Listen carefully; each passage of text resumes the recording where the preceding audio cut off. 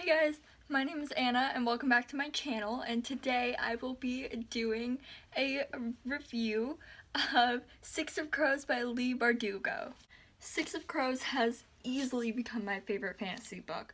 It's so amazing and all the characters are awesome and I love how diverse they are. I love diverse characters, so I love seeing them all interact with each other, and the world building is amazing. I haven't read the Grisha trilogy, so this was all new to me. This was a whole new world. So seeing it just from this book, just seeing the world, it was amazing. It was so cool seeing how it felt like Harry Potter, but Game of Thrones, you know? Like, it was awesome. I really love it, and I really suggest it. Okay, so the people who haven't read Six of Crows, this is a book about 6 people who go on, most of them are from the wrong side of the tracks, and they live in a place called Ketterdam, and they go on a heist to get a lot of money, and the money, I don't know how this is pronounced, I think it's Scrooge, but it's just, all in all, it's an amazing book, and I hope you go read it, and I hope that is how you read it because of my review. Yeah. Okay, for the people who haven't read this, I'll see you all later, and please go read the book. Bye! Okay. Okay, can we start off by just the fact about the names? Like, how did she come up with these names? It's insane. Like, I know I call him Matthias because that's how I originally thought it was. How did she come up? Matthias. Oh, I just found that out today, actually. I just found out his name is pronounced Matthias, I'm pretty sure. Like, how did you come up with Matthias? How did you come up with Ketterdam and Ravka and the Shuhan and Gerda? Is it Gerda? And then the thing that I always love is seeing the language. The language is, oh my god, how'd you think of the language, Leigh? I'm sorry if I'm pronouncing your name wrong. I'm pretty sure it's Leigh. Right. No, I'm probably wrong. But anyway, the edges of the book and the red, and it's beautiful, and I love the book cover, and then the map. Oh my god, the map is awesome. Like, look at this. Look at it. Look at the sea, and then the ice court. Looking at the ice court, and of course, when I first saw it, I was like, what the heck is that? But like, if you look at it, it reminds me of the maze from the Maze Runner. Maybe it's just me, but that's what it reminded me of. And it's so complex. Okay, can we talk about Kaz? Like, Kaz frickin' Brecker. Oh my god. I love Kaz, and I hate Kaz at the same time. You're first introduced to the book, it's like, where the heck did these people come from? And Kaz is only 17, and Ina's just 16. Like, how, they're so young, and they're just so broken. I just can't imagine what life is like. Like, when you first meet Kaz, and you first hear, like, his first dialogue, you're like, where did he come from? Like, how broken, why is he this way? That's what I immediately thought. I was like, how did he end up like this? And the cane is what also got me. I was like, why does he have that cane?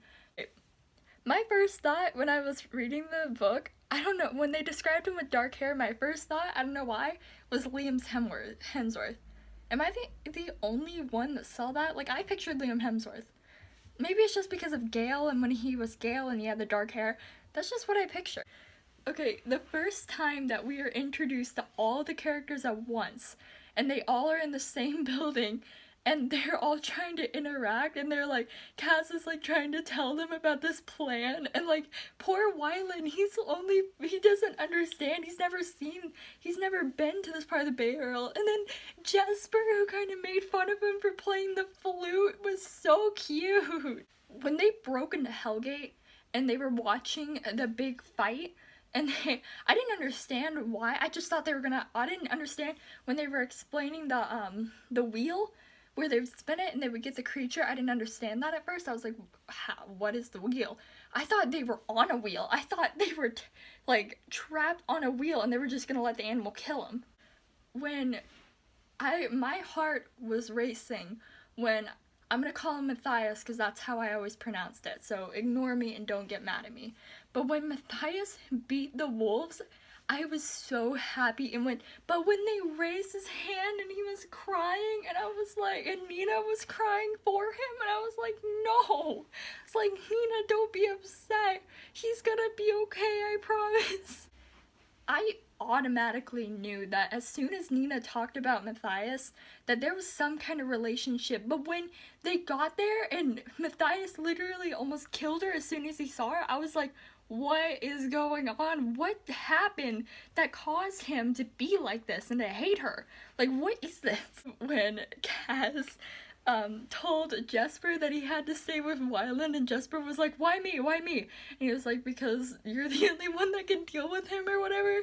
That was such a funny scene to watch play out, because it was like Jesper had to be his dad. It was like Jesper was like the father figure for a long time, and that teasing, that banter that Jesper always had, I love Jesper because of that little banter, that comic relief that he always had. I love that, and I love characters like that. Okay, the scene at the ship with the ship, and I forgot the ship's name, but when Inej was like, when she was on top of the crates and then it crashed and her wound in the side, and Kaz went to save her, and she was like, please just say, apologize. And he's like, for what? And she was like, please just apologize. I was like, Kaz, I don't know, just please stop being stubborn and apologize to her, please. When he carried her onto the boat, that was when you knew for a fact that he had feelings with her. And I feel so bad because, like, I feel so bad for Kaz because he loves her, but he doesn't know how to show it because he's scared. He doesn't know how. Last time he loved someone, he lost them, so he doesn't know how to be affectionate towards someone and show love, and that just makes me so sad. Okay, Nina and Inej need to create a band because them singing these shanties, I just wish that someone would have walked in on them doing that and just been like, just kind of close the door, like slowly open it and try to be like, just close it. Just like, what is going on? I love when they were at the restaurant and or that little restaurant in Ravka, and not in Ravka, they were in Jirda, sorry. And Jesper and Kaz was like, you read this, and he's like, and he was like, why do I need to read this? And he goes, put it up against your face so we can't see your ugly face. That was my favorite line, and Jesper goes, oh, I suddenly like literature or something like that. That was probably my favorite line in that whole book. Kaz reached into his coat pocket. Here, he said, and handed Jesper a slender book with an elaborate cover. Are we going to read to each other? It opened to the back. Jesper opened the book and peered at the last page, puzzled. So? Hold it up so we don't have to look at your ugly face. My face has character. Besides, oh, an excellent read, isn't it? Who knew I had a taste for literature? Nina wanted to bury them, and Matthias stayed back so he could help her. Honestly, I thought from that moment on, I was like, he really does care about her. He might not want to admit it, but he does, and that moment just kind of broke me. I was like, he really does care about them, and he really does want Nina to be okay, and I love that scene.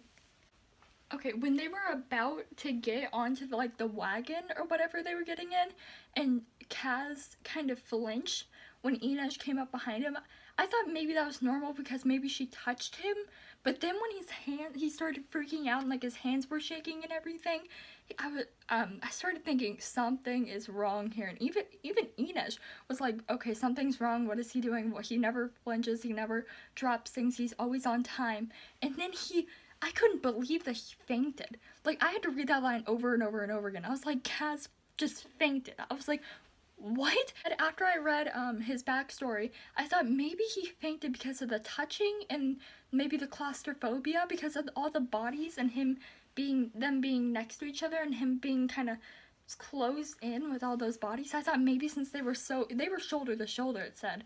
So I thought maybe the touching and them being all shoulder to shoulder, I thought maybe he got really claustrophobic and that's what happened. And it was so dark and everything. I think in the wagon, it was like a wagon, wasn't it? It was like, so, and then for a while I thought it was also the prison, like him going to prison. Then when he was underwater, when they went underwater and they had the breathing things, and Kaz started flipping out because he was seeing Jordan. He was remembering Jordy telling him that it's not easy, you gotta let go, blah blah blah. And then he almost died, and Nina had to do mouth to mouth, and he woke up and he like pretended that nothing had happened. I was like, Kaz, you nearly just died. Like, Nina just saved you. Like, be thankful, please. When Enosh was climbing up the incinerator, I was like, oh, like, because her shoes were melting and she was about to give up, and I was like, no, Enosh couldn't give up. I refuse to think she would give up, because she's the Wraith and she had Kaz and they had to be perfect, and she was a big part of the whole flippin' thing, and she was like, I think she's the strongest one on the team, honestly. I believe she's the strongest one because she literally nearly died and she's hung in there for Kaz and her team. And then she was safe, and I was like, thank God. She was so willing to go through the menagerie just so she could win this fight against them. And I was so proud of her because, like, I didn't realize how traumatic that was. I always pictured it to be like, oh, they're slaves. I didn't realize she was being hurt like that and being tortured and used to, and being women being raped, and I didn't realize that's what was happening. I just thought it was like an animal, like she was being put in a zoo. I thought it was just kind of like in when Scarlet was on the moon in Lunar Chronicles and she was just in the cage. I thought that's what it was like. I thought she was just kind of in a cage dressed up as an animal. That's what I thought it was like. But then I realized what Helene was doing, and I was like, I just wanted to kill Helene. I was like, she can't do this. When Nina was thrown into the cell with the Jour de Parem, and I was like, no, we can't have a standing lady die. And then Matthias showed up, and I was so happy, and he was willing. I love that he was so willing to give himself up, to give up the person that basically raised him for her. That was such a turning moment in that book, and I love that. Like, Kuwei, can we talk about Kuwei? Because I freaking love Kuwei. Like, he's misunderstood. He's so misunderstood, and he's doing this, and then when he was willing to blow all that work up, he did not want to be there, and he was just scared, and he was willing to die. He was willing to die for him, for them to end all of it. The scene where Jesper was like, I can take on a guard, and then all the 3 guards showed up, and all of a sudden you hear Wylan scream singing drunkenly in the background. I just started dying in that scene. I love Wylan so much, and they are so perfect. When Jesper said, you should get girls like that or something like that, and he goes, just girls, I was like, yes, they have to get together, they have to. At the end of the book, when Nina took the Jour de Parem, I literally fell in love with her character then. I never really liked Nina from the beginning, because I just thought she was spoiled and just a brat, and I didn't understand why I didn't like her, because I knew everyone probably liked her, and I was like, why do I not like her? And that was the turning point where it was like, she is willing to do this for the team. She does not care if she dies. She is willing to sacrifice herself for them. And that is what a true leader should be like. And it's amazing. Jesper's a fabricator. Okay, can we talk about that? Because, like, I did not see that coming at all. Jesper is a freaking fabricator. He is one of the Grisha. We have two Grisha. When Kaz went and talked to Pekka Rollins and the blood on his shirt, and they saw the blood on his shirt, I literally almost had a freaking heart attack. And then Pekka showed up at the end of the book. I was like, what's going on? He lived, what'd he do? And then when we found out that Jesper was the one who accidentally told the other Dime Lions that they were going on the mission, I just felt bad. And then Wylan and Jesper kind of got in that snippety, like, fight about Wylan turning himself to look like Kue, and, or not turning himself, Nina turned him, but Jesper started yelling at him, and I felt so bad because they were all just scared because Inej was taken away, and Inej, poor Inej, she didn't do anything wrong, and Cass didn't know how to handle that situation because he doesn't know how to love people, and he didn't expect that to happen because he was vulnerable to that. And I can't with that scene, I can't. But all in all, it's an amazing book, and I'm reading Crooked Kingdom now, and I'm so excited, and I'm so happy to see the gang back together, and I'm really excited. I accidentally did spoil myself in one part, and I'm pretty upset about it, but of course I'm not gonna say it because I'm not an evil person, but I'm so excited to read this book. I want to see where this takes them. I want to see where everyone goes in the end. I want to see what happens with Kue. I want to see where Kue goes. I want to see if Kaz and Inej get together, if Jesper and Wylan get together. Jesper and Wylan are probably my main ship. Sorry, Kaz and Inej. Wesper is my life. That's all I have for you all today. Leave a like and subscribe, please, and thank you for watching this video so much. I hope you enjoyed, and I will see you all later.